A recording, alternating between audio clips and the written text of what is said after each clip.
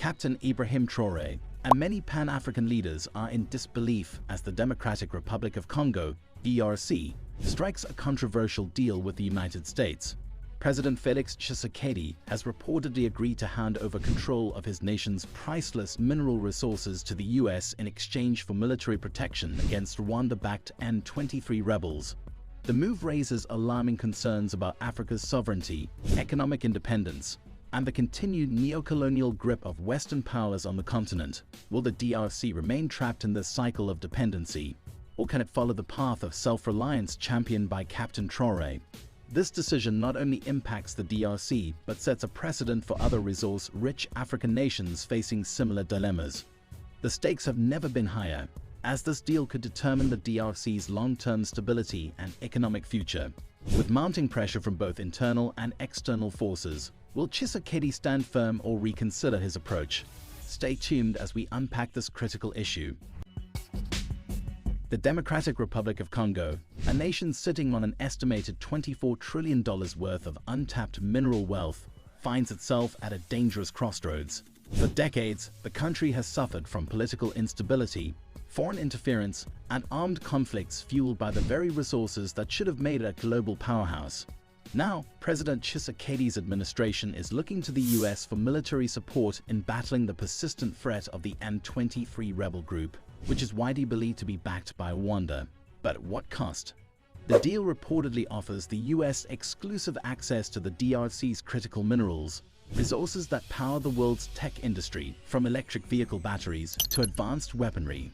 Instead of leveraging these assets for national development, Tshisekedi is willing to trade them for military backing, a move eerily reminiscent of past colonial arrangements where African leaders surrendered economic control in exchange for temporary security.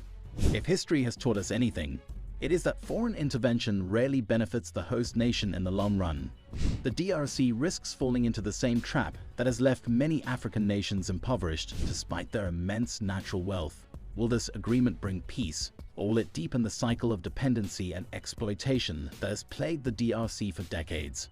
More importantly, does Tshisekedi have an alternative plan if this deal fails to bring the promised stability? Many critics argue that without a long-term vision, the DRC is setting itself up for continued subjugation under foreign economic interests. The question remains, will the Congolese people accept this arrangement, or will they rise in opposition to demand a different path? While Tshisekedi turns to Western powers, Captain Ibrahim Traoré of Burkina Faso has chosen a radically different path. Since assuming leadership, Traoré has prioritized national sovereignty, resource control, and military self-sufficiency. Instead of outsourcing security to foreign powers, he has focused on strengthening Burkina Faso's military capabilities, forging alliances with neighboring African nations, and ensuring that the country's mineral wealth benefits its people first. Unlike the DRC, which continues to seek Western assistance, Burkina Faso has actively reduced foreign dependency. The government has moved to reclaim control over its gold mines, ensuring that profits are reinvested into national development projects rather than being siphoned off by foreign corporations. By prioritizing local industries and encouraging domestic investment, Burkina Faso is gradually breaking free from economic shackles imposed by neocolonial forces. This model of self-reliance and economic nationalism stands in stark contrast to the DRC's reliance on external military aid in exchange for resource control. The question remains, why isn't the DRC following Traoré's example? Is it truly impossible to build a strong African defense force without Western interference? Or is there an internal resistance within the DRC's leadership that favors foreign interests over national prosperity? The success of Burkina Faso demonstrates that African nations can thrive without relying on Western intervention if they have the political will to do so.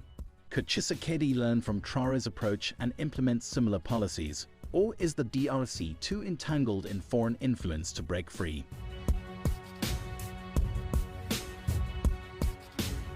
The stark difference between Tshisekedi's approach and Traoré's vision highlights a fundamental debate about Africa's future.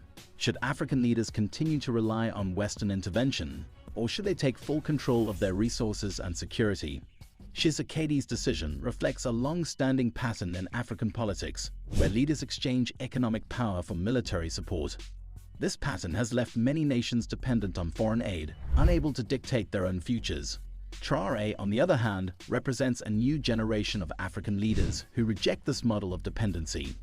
By nationalizing resources and prioritizing self-reliance, Burkina Faso is proving that Africa does not need Western powers to dictate its destiny. The continent is rich in resources and potential. The only thing missing is the political will to harness them for the benefit of its own people. If Burkina Faso, with fewer resources than the DRC, can pursue self-sufficiency, what is stopping the Congolese government from doing the same? The challenge is not just external pressure, but also internal political dynamics that may prioritize personal gain over national interests. This struggle between short-term security and long-term independence will define the future trajectory of many African nations. Could a unified African front against external control be the key to true liberation? Or will individual nations continue to fall into the same trap?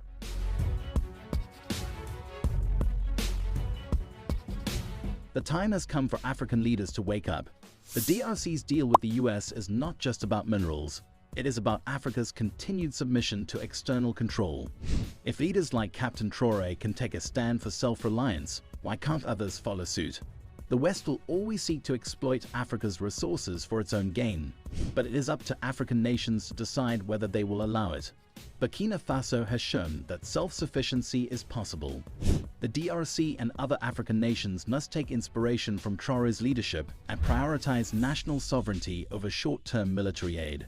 Only through true independence can Africa rise as a global power.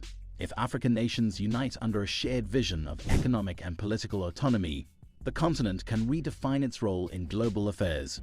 Do you think Tshisekedi will reconsider his decision? Or is the DRC heading further into Western control? How can the people of the DRC push for a more independent path? Africa's future depends on the choices we make today. The time for bold action is now. The decisions made today will determine the fate of the next generation. Will Africa seize this opportunity, or will history repeat itself once again?